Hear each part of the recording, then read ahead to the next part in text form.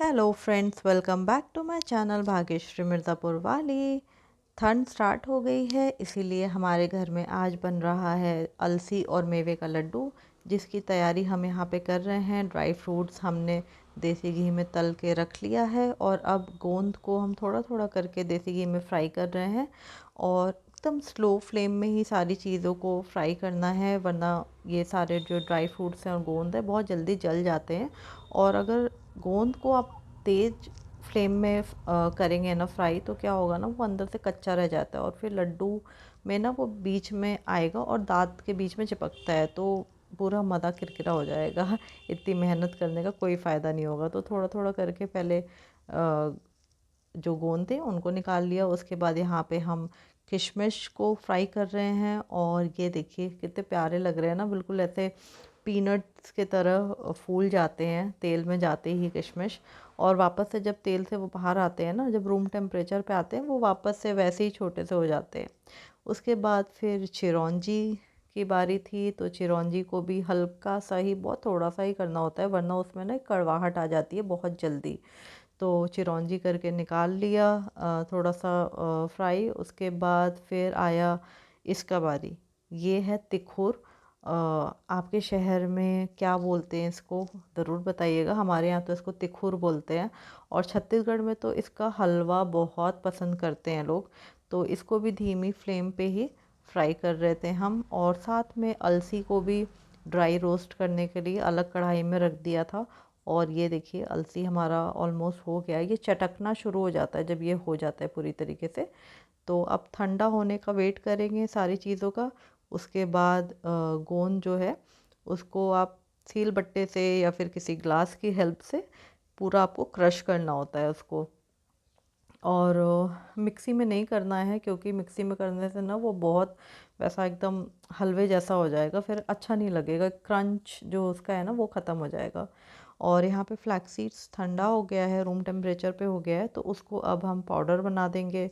और ये flax seed का पाउडर बन चुका है और अब नेक्स्ट हम लोग को मिक्सी में ग्राइंड करना है अपने जो ड्राई फ्रूट्स हैं ना, मखाना, काजू, बादाम, ये सारी चीज़ें इनको हम करेंगे।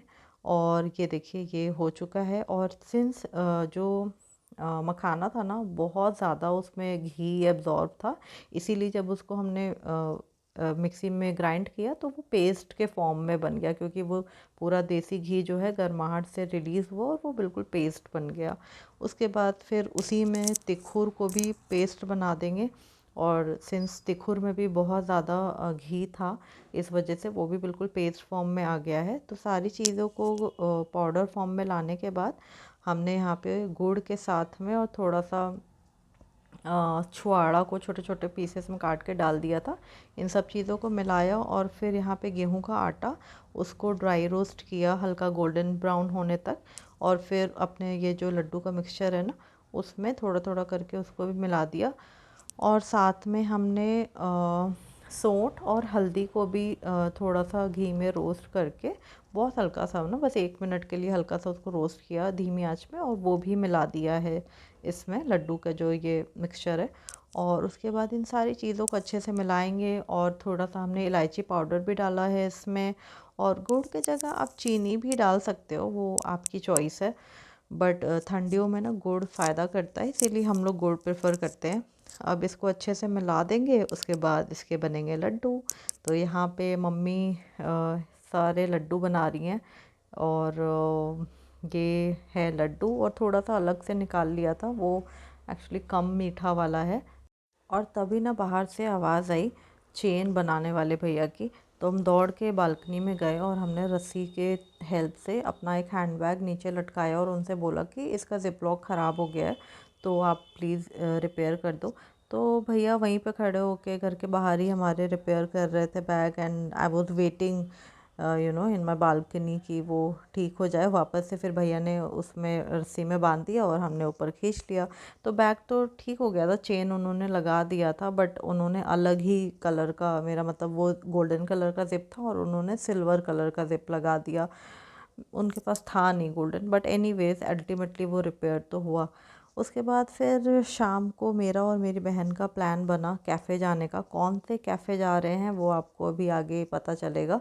तो here I am ready and waiting for the cab. तो दिस इज़ माई इयररिंग्स एंड हल्की हल्की ठंड है, इसलिए हमने एक हल्का सा जैकेट डाला हुआ है ड्रेस के ऊपर। और फिर कैब तो नहीं मिली, कोई एक्सेप्ट ही नहीं कर रहा था, may be it's weekend that's why. तो फिर हम लोगों ने घर के बाहर से ही ऑटो किया और निकल पड़े अपने डेस्टिनेशन के लिए। और बहुत ही ज़्यादा पोल्यूशन था आज बनारस में, तो बहुत टाइम बाद हम इस टाइम निकले हैं। और इतना ज़्यादा pollution, maybe it is because of weekend और because of winters, I don't know, but it was so hard to breathe properly. मतलब मेरी आंखें ना जल रही थी, इतना ज़्यादा पूरा धुआं धुआं और ऐसा पोल्यूशन इतना ज़्यादा था। और ट्रैफिक तो पूछिए मत, बनारस में इस वक्त इतना भीड़ रहने लगा है ना, इतना ज़्यादा भीड़ रहने लगा है। बट थैंकफुली हम लोग को कोई बारात नहीं मिली, वरना जनरली क्या होता है कि वेडिंग सीजन में आप निकलो तो बनारस में तो कोई ना कोई बारात तो निकल ही रही होती है और आप उसमें फंस जाते हो ट्रैफिक में। तो ट्रैफिक तो था, बट ठीक है, हम लोग जैसे तैसे करके पहुँचे अपने destination. And here we are at the hazelnut factory, जो कि बनारस में रिसेंटली ओपन हुआ है। और बहुत इंस्टाग्राम पे रील्स देख रहे थे हम लोग, and I am a person who loves cafe hopping. तो बनारस के भी जो कैफ़े हैं recently, I am trying to cover them all जब तक हम बनारस में हैं। तो वी वेंट इनसाइड और अच्छा जगह है, बहुत ही ज़्यादा रश थी, we had to wait for our chance for the table, you know. तो बहुत ही, आप देख सकते हो, भीड़ बहुत थी। इंटीरियर वाज गुड, डिसेंट, किसी हवेली को इन्होंने रीस्टोर किया एक्चुअली। तो अच्छा था, बहुत ही हिस्टोरिकल सा, यू नो, वाइब्स दे रहा था, very whimsical. And coffee was also fine. और जो हम लोगों ने क्रॉसों ऑर्डर किया वो भी अच्छा था। But like the name says and the hype it was all about, मुझे पर्सनली उतना अच्छा नहीं लगा। I had experienced a much aromatic and lovely coffee before, you know, to at some other places, but ठीक है, fine, maybe I was expecting a lot from this place। तो अच्छा था, ठीक ठीक था। And as you all can see, ये बहुत ही ज़्यादा बनारस का वाइब दे रहा है दिस प्लेस। और वहाँ पे हम लोगों ने थोड़ा बहुत ऐसे ही बस, you know, we had some snacks and coffee, and then उसके बगल में वेस्ट साइड था। तो we just went there to check out कि वहाँ पे क्या कलेक्शन है अभी। So that's all for today. Please stay connected and like, share and subscribe to my channel. Bye bye.